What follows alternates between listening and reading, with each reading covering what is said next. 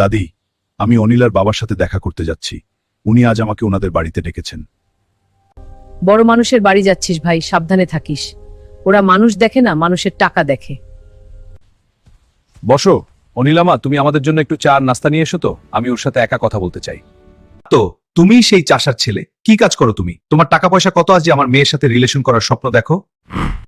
কি করছিস তুই এখন? আমি এখন ছোট একটা কাজ করছি আর পড়াশোনা করছি আঙ্কেল।